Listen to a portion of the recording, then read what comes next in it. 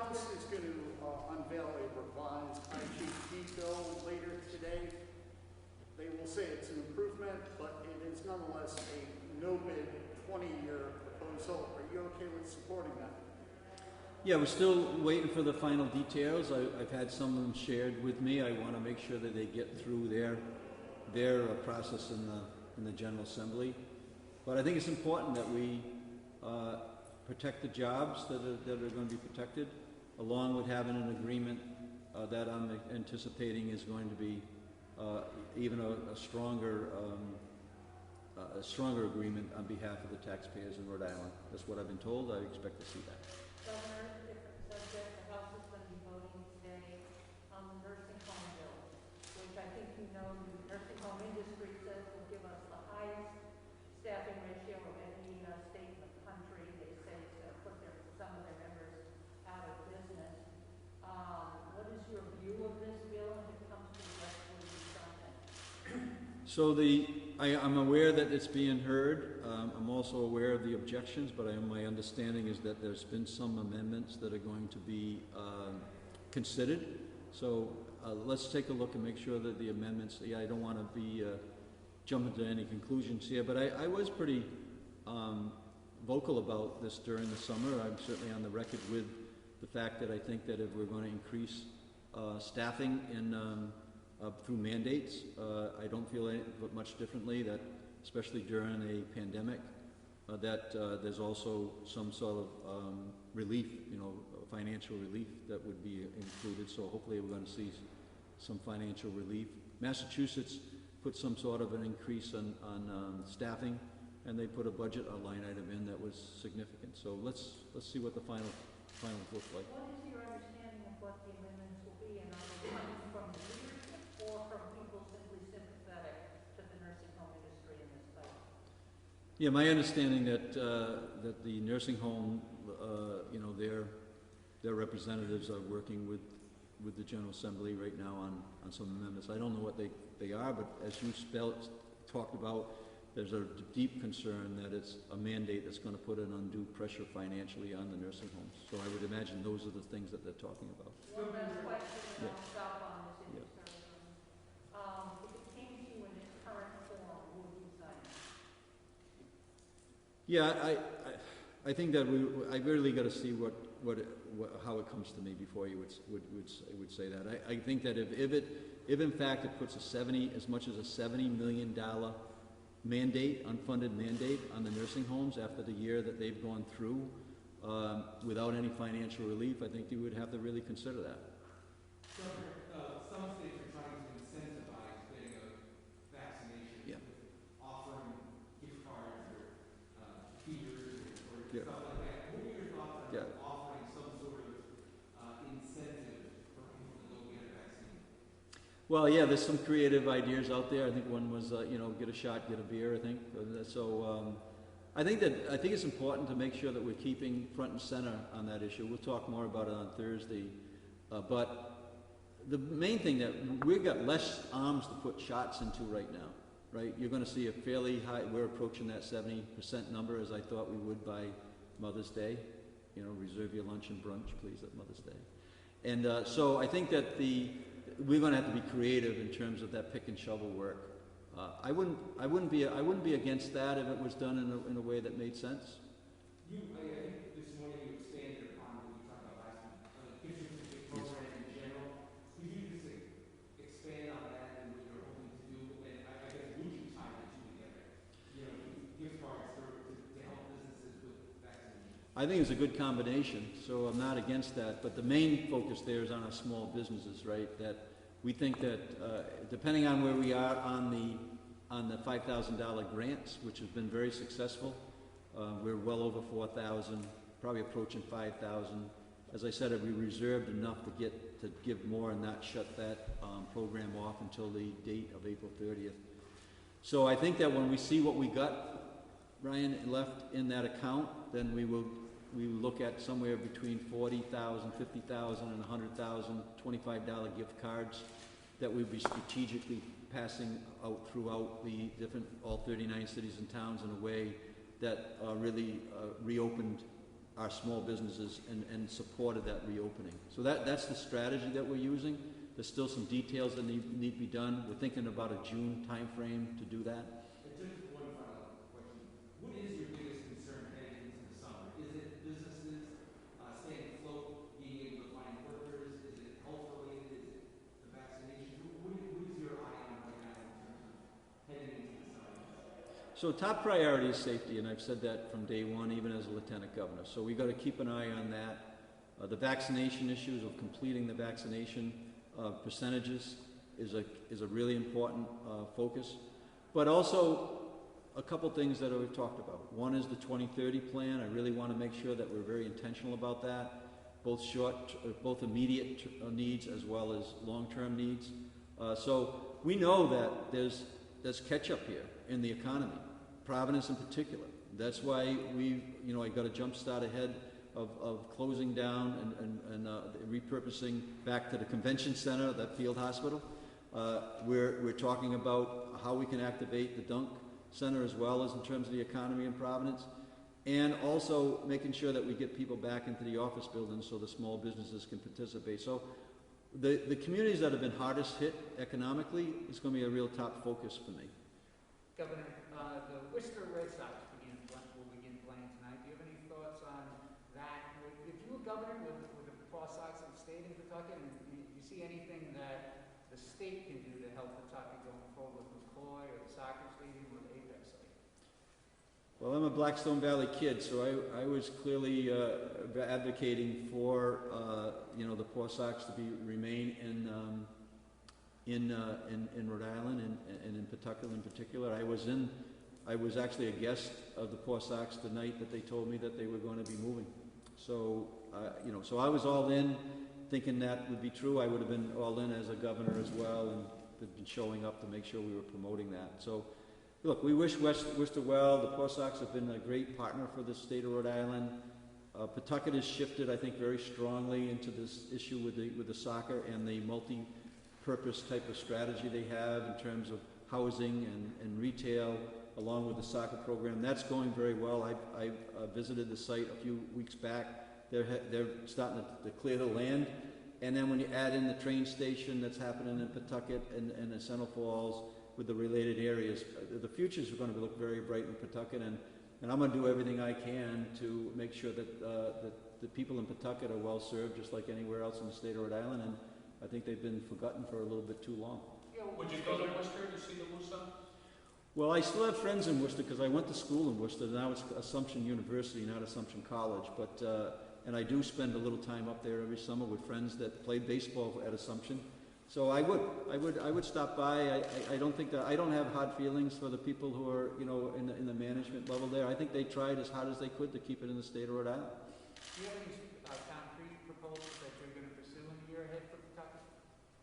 Well, we're going to support, as I had, the expansion of their issues in terms of their professional sports, and we'll continue to be working with the elected officials, including Mayor Grebian, as they lay out their vision for the community. And I would say that every community in the state of Rhode Island is going to have some input into this Rhode Island 2030 plan. I would expect that Pawtucket would be one of those. Governor, E.E. DeRona has brought some serious criticisms to the CRMC, the Department of Environmental Management, and yesterday he emailed the EFSC counseling them to do their job as to the fossil fuel expansion in the Port of Providence. As the CRMC seems to implode, are you confident that your predecessors have nominated the right people to these important and unelected councils, boards, committees, and departments?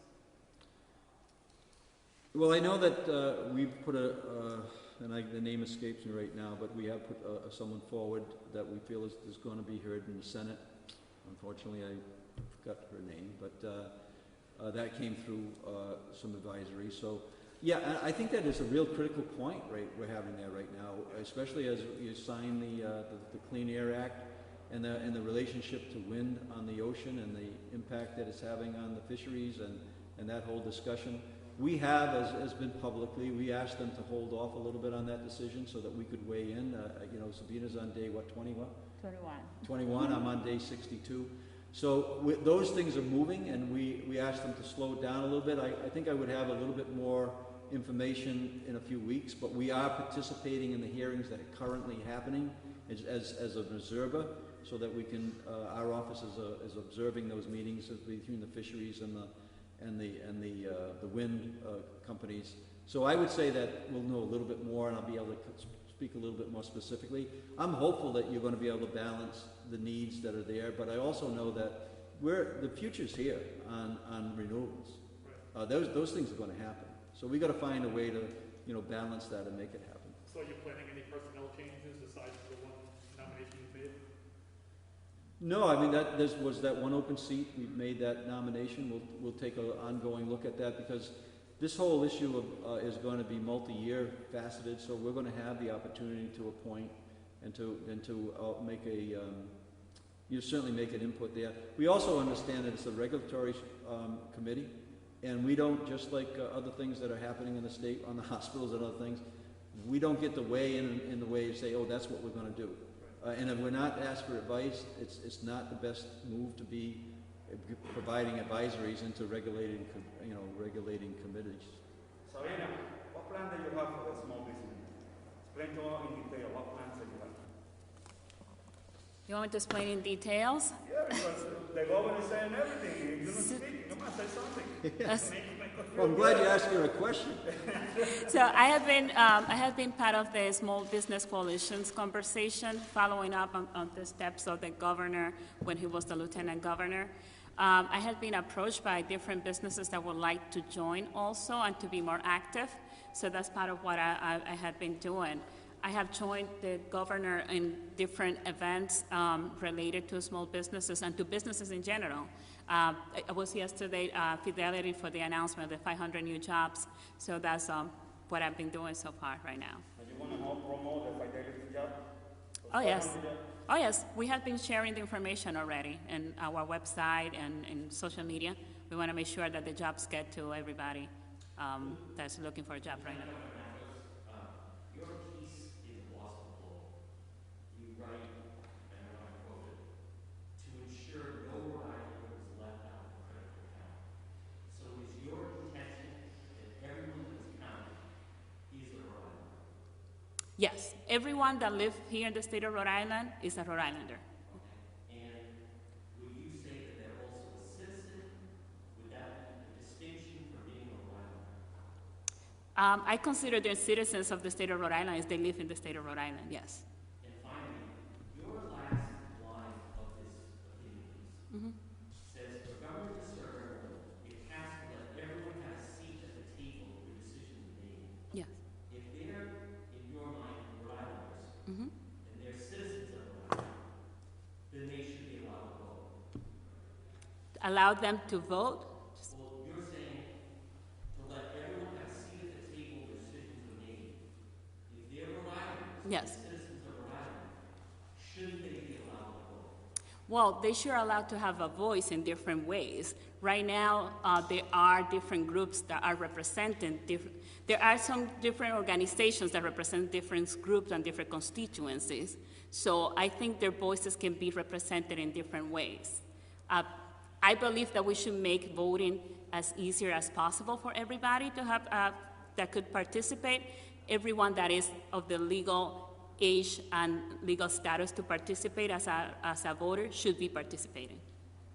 Lieutenant Governor, it's one of the things that you said you're going to be involved with was housing here in Rhode Island. It's no secret that we have somewhat of a housing crisis. And as the pandemic's moved along, anecdotally and even in some documents, you can see that people have moved to Rhode Island from Boston and New York. Right now, it's very difficult to buy a house. Rental is very difficult. So what exactly are you planning to do as Lieutenant Governor to take a look at this in more detail? So I've been getting, as I said earlier, I have been approached by different groups that have been doing work when it comes to housing in general, and that would like to be part of the conversation. They want to make sure that their voices is not being left out of this conversation. So I have been having one-on-one conversations with some different groups, but what I'm planning on doing is to have some type of a summit. I just had a good meeting last night about a summit related to housing that happened at the neighborhood level. And I'm looking to see how I can scale that up to be a statewide housing summit. So that's part of the things that I'm planning on working on. Governor, the Rhode Island Black and Latino Caucus announced their legislative priorities last week, and number one on their list was driver's licenses for undocumented immigrants. There was pressure on then Governor Raimondo to issue the driver's licenses to them by executive order. She refused. Will you consider that, and will you sign the bill giving them driver's license if passed by the General Assembly? So we're on the record saying that we do support driving licenses for the undocumented. I see it as an economic issue as much as anything else. No, I won't do an executive order. I'm on the record saying that I think it needs to go through the legislative process. And very aware of the multiple states that have them in place. So again, it all depends what it looks like, but in concept, I support it through the legislative process. Why do you support it? Well, I think that again, they're clearly a part of the economy. They pay taxes. They pay social, they pay into our state taxes. They're part of our economy. So I look at the economy as being a number one priority in the state of Rhode Island. People need to earn money to live, and we need to make sure that we provide everybody that is working with the ability to earn dollars. And I don't know about you, but if you don't have transportation, it's very difficult to get to places that, to employment and other places like that. So I think that we're seeing that in other states, it's working fine. With that, I supported in another way, with Taiwan, with their students, that we signed a bill last year that allowed them to use their license plates that are reciprocal. So I think it's just common sense in the world that we're in right now, and I think that it makes sense to do it. That's why I've supported it for the last few years. Might that be a part of the package to staff restaurants or other places right now that are facing staffing shortages? Bill, please, I didn't get the beginning of the question. Might driver's licenses for undocumented immigrants be part of a broader package that, when it comes to staffing, whether it's restaurants or anybody who's short-staffed right now, may that be an incentive that's bundled in, so to speak? Well, I don't think it's any secret that people are working in restaurants or in other areas of the small business community and the big business community are undocumented residents. Lieutenant Governor, just a yes or no would suffice. Do you agree with the governor? I agree with the Governor McKee on his statement, but another reason. Hang on a second. Go ahead. Another reason why I think it's important that we find a way how to issue a driver's license to undocumented is because it's a public safety issue. You want to make sure that everyone that is driving on the street has gotten the proper licenses, has insurance to make sure that if you are in an accident with someone that is driving on the street, that you are protected and this person went through the proper training. This is a public safety issue also for me. Say that in Spanish. No, excuse me. Say that in Spanish. Yo creo que debemos de darle licencia de conducir a las personas indocumentadas porque es un asunto de seguridad pública.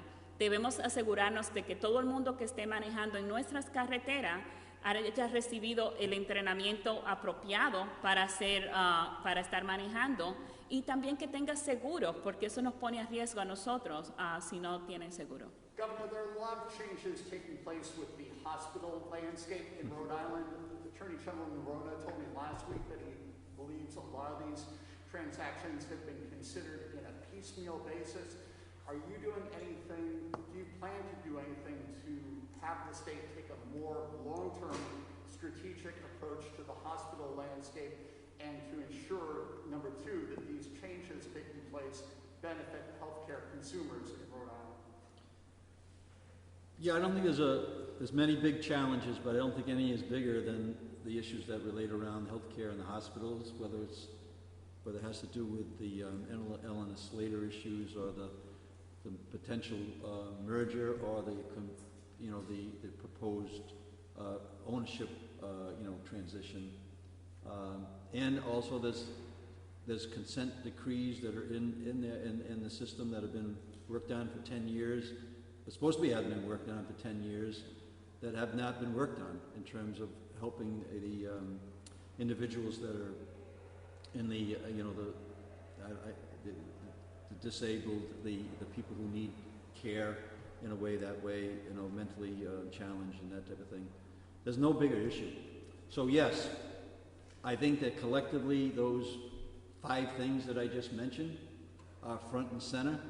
They have a huge impact not only on the delivery of health care, but they have a huge impact, large impact in terms of our overall ability to balance budgets. And they're extraordinary issues that need to be addressed that have not been addressed in the past years. What do you plan to do to address that? We're going to continue to gather information. We're involved in discussions that relate to those multiple issues. We also know our place in terms of what the Attorney General works on. That's, you know, I've had conversations with him where he's given me information, but it's not our role to provide our opinion on it in terms of impacting the decisions that are made out of the Attorney General's office. But we're going to make sure that we understand the issue very, very well. I mentioned at the last press conference that I would expect to have a plan by the end of the session on Eleanor Slater, which is really compounding itself as we speak in terms of Medicaid collections in the rears and transitions that are going on there that are making it more and more difficult to maybe potentially do that, and we'll have more information on that. I intend to have a person that will take Director Powers' position within the next week or several days. That will be a qualified person that is going to help us work on the hospital things. We're interviewing this week an attorney or a legal person that has background in hospitals. So we're paying a tremendous focus on it. But it's a catch up that is going to take some time. Very important that you just don't do a knee-jerk reaction and just go and just do something, because it's going to have such a long-term effect. We're going to make sure that we do it quick but not in a hurry, and we're going to make sure we have all the information to address the things you're talking about. All right, John, and then Cash, and then One Pat. of the issues that impacts both the economy and healthcare is the increase in substance use. And I was wondering whether you've had any specific outreach to the recovery community and ideas about some of the initiatives that have been floated around harm reduction and creating harm reduction centers in the state. Not specifically to that, but clearly we've reached out. You know, we took our office gathered, I think, 32 different communities to do a lawsuit against the manufacturers and the distributors of the opioid issue as just one example that we're going to continue on, and we're going to hopefully use those resources along with the state to address some of these things that you're talking about. And I have visited many of the organizations and facilities that are working directly with addiction issues. In our transition, Anna Bess Moyer, who does the four legs to stand on, I think it's the play, I think you might be familiar with that, is on my transition team talking about this issue. So we're not going to walk away from anything that I've taken a position on that in the past, as we've discussed already, unless I actually say, hey, we've changed directions. I haven't changed direction on that, and we're going to be, we know how it impacts families, we know how it impacts individuals in a very, dramatic way, and we need to make sure we address those issues. So we're going to continue to be working on that. Just a small matter, the bill that we put together on the marijuana had a section in there, a percentage of that would go to these, this area of addiction issues, and I'll let the Lieutenant Governor weigh in that if she wants to, but yeah, we're not going to walk away from that issue. It impacts families too dramatically in the state, and it's not a healthy thing for us in our state. Briefly, what I can say, I have not done much in that area yet, but I'm looking forward to getting more involved with that work, and I welcome any groups that are working in this area that want to reach out to me and my office, because I really want to be an advocate.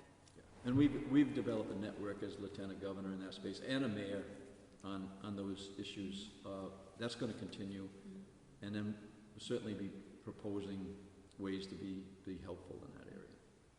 Governor McKee, recently members of the 500 plus members employed by unit dealers Local 711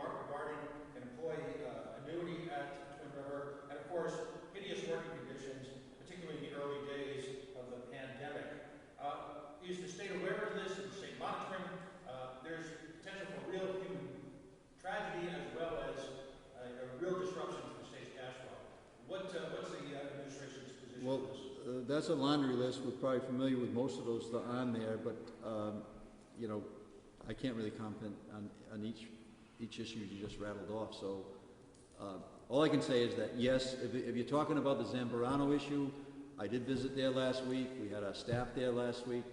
We are in daily conversations about that issue.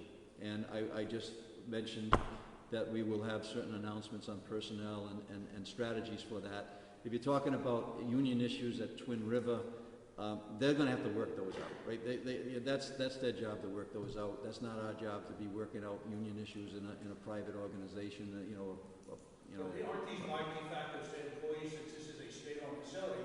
And I have to question, as a member of what was allegedly part of your transition team, is state government too close to this labor union to, I don't know, perform some type of review on what are clearly predatory practices? Are we talking about Twin River now? Yes. Yeah, like I said, that's a private business that is going to work those things out. They're going to have to work those things out. If we're asked to come in and intervene, we will. I've done that. I've helped settle, I think, 12 union contracts. We just opened up the state contract negotiations, I think, last week. So I'm familiar with contracts and how to work through that. And we definitely work through our network. If we're asked to help, we will review that and we'll determine whether it makes sense for us to do it as a state government. In terms of the training school, a few years ago, apparently there were over 100 youths at the state training school. From what I understand now, there's maybe 20, but there's still six-figure salaries there. I know it's only been 2 months in August. Are there certain departments that maybe because of, maybe they let kids go because of COVID or whatever reason, that maybe it's not necessary to have so much staff at the state training school? Yeah, so I think that's a positive thing. When I did my coaching, John, I visited young kids that I coached in the training school, right? So I know that they have, and they're doing great now. They're raising their families. They give you a lot of positive reason to, really. Did your teams play against the inmates? Because I played on the basketball team years ago. Yeah, no, I don't think I got there, but I know I'm visiting I'm visiting both those facilities in the next coming weeks. But yes, I think it's all about restructuring. It's all about taking a look at where we are today. I think we celebrate that there's less young kids at the training school than there was in the past. We need to invest in our young people, and then we need to transition the resources that we use, to support our young people in the state in a way that makes sense. We'll evaluate that, but it's a consideration. You've got some good people there too, so you want to make sure you stand by people who are doing a good job. Are you going to see the Vice President tomorrow? Please? Are you going to see the Vice President tomorrow? Yeah, I mentioned I will see her. I don't know all the details. Those are coming in on high security. I guess I don't have the security clearance in D.C. to know exactly but I am looking forward to her, and it is no secret that I was one of the, if not the first elected official in the state of Rhode Island to support, President Biden and the ticket, and our office did a great deal of work to support that. Sorry, John, go ahead. People are trying to figure out, what type of Democrat are you? Do you consider yourself woke? Do I consider myself? Woke. Well, now you're giving me a word that I really can't. I don't know the definition to. So give. It's very common that yes. You're highly sensitive No. and alert to. What I am is I'm a Democrat that believes in working families, that works in good education, that works, to make sure that our kids get the best opportunity we can, the families, as well as with living in safe and fiscally sound communities in a state that mirrors all those things. So I don't know. I'll let other people make those comparisons where I am. I'll just tell you that if I'm asked the question, I'll answer it to the best of my knowledge. All right, thank you. Cash, and then Kathy? Where do things stand with the recreational marijuana legislation? Have you reached out to the legislature to have any discussions and reach common ground? What is happening? Well, I think I've been very fortunate in the short period of time I've been here to be meeting weekly with both the Senate President and the Speaker, so I thank them for that time. Every Monday we are meeting, talking about things. I'll let them speak about where they're going to go. I think that I stand by the legislation that we put in, which is a model that is different than what was being proposed before I come into office. It's an entrepreneurial model. It gives a lot of people opportunity. You know, I clearly was one that put in that make sure that 20% of the new licenses go to minority-owned businesses, feeling that everybody should be given a real opportunity, economic opportunity. We put things in there about education, about the addiction issues. We put things in there that I think are clearly very good, and it's a governance model that I believe is a good one coming out of DBR in terms of regulation. I think we actually have a meeting with the Senate that was encouraged by the House sometime this afternoon to kind of talk through both sides of the equation relative to the Senate proposal and the House proposal. So we're actively working on it. I can't tell you more than that because I don't have any more that I can share in terms of where it's going to end up. But I feel comfortable what we proposed was a good proposal for the state of Rhode Island as a starting point. Governor, on staffing issues, the Colonel Manning of the state police, I guess, has raised the issue that he's got a staffing issue at the state police, and that Massachusetts, for instance, pays a lot more, and they're losing troopers. Have you talked with him about that? Is there any plan of work to try to boost staffing, or do you see that as a concern? Not specifically, but you know, we're in contact with the Colonel. I think that the reputation of the state police is still really strong. People want to work there, and they're going to continue to get applications. The training program is really strong. It's a place that we can really be proud of. So I'll listen to anybody right now. You need good personnel to run any organization, including the state of Rhode Island. So anywhere where we're handicapped, we'll respond. Right now, we're getting enough applications in to man the department. I think just like anything else, I was actually at the fire memorial this weekend, which is public safety, and I huddled with the leaders there in terms of their training school to make sure that we're reaching out to every community and the communities that make up the communities. I think outreach is part of it, right? I think outreach is clearly part of it right now. Letting people know that live in the state that maybe are inclined to apply, they apply. You know, so public safety is an area where it's a track where I think that we can do a great deal more to make sure that it includes every community that makes up the community. So I think that we have enough. I think we have enough of good people in the state to keep our state police going strong, and it has such a great reputation. I don't consider that a problem at the moment, but we'll talk to the Colonel. Catherine, last question? It's the last question that's a couple pieces to it. Oh my God, do I have to, I got to take notes. I got a couple pieces. Okay. Yeah, you may want to take that. Okay.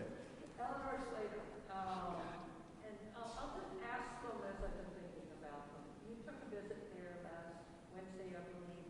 I'd be very interested in hearing what your takeaways were having gone there. Number one, I don't want to lose my opportunity here.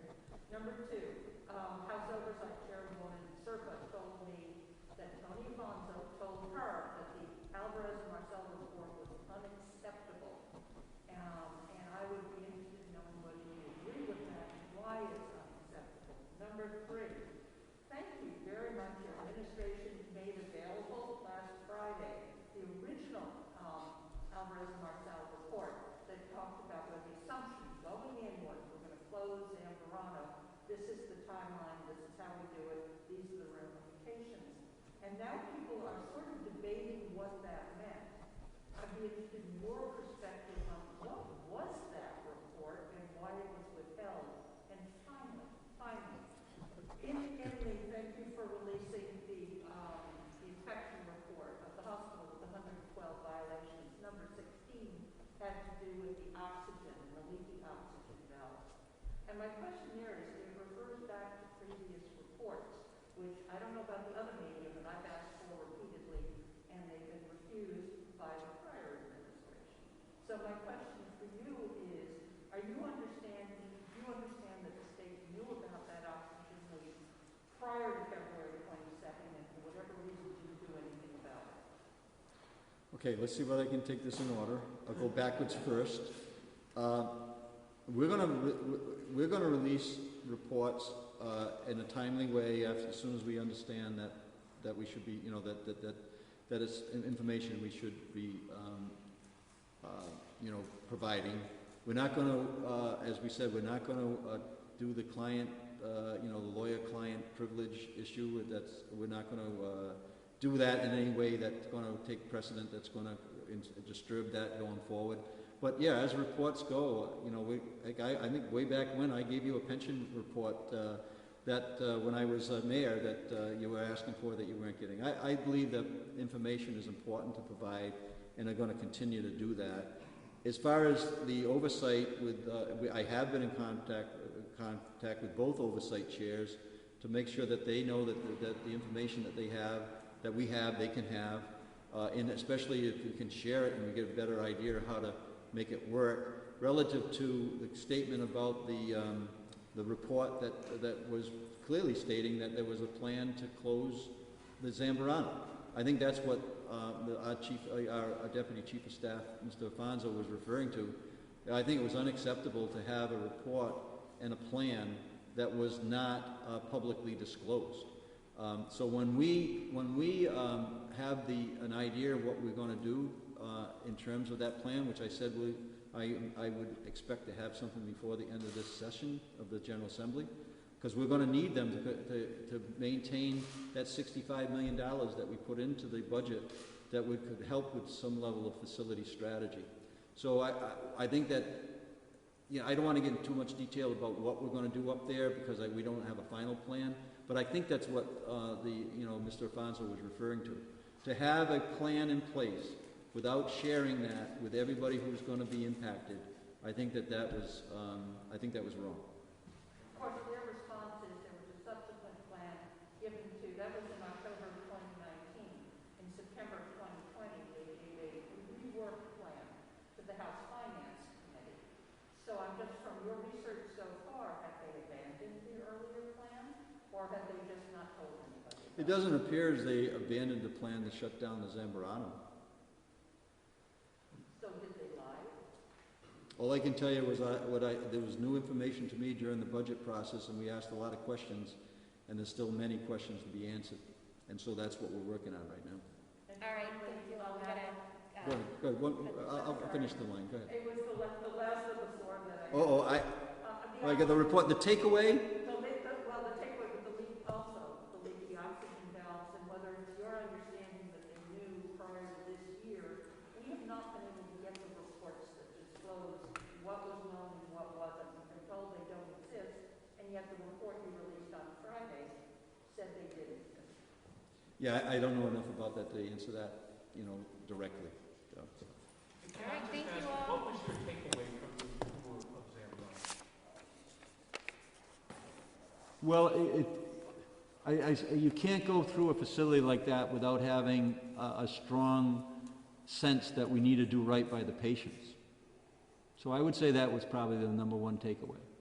There's people up there that are, whether it's through accident or head injury or whatever it is, that are, need to make sure, we need to make sure that's our top priority, right? To make sure that the people who are involved in a facility like Zambarano, that those patients are treated with the due respect that they deserve. Do you see anything egregious or anything that...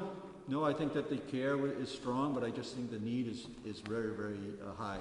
And I think that when you start talking about changing the system, you need to make sure you take that as a high priority and consideration.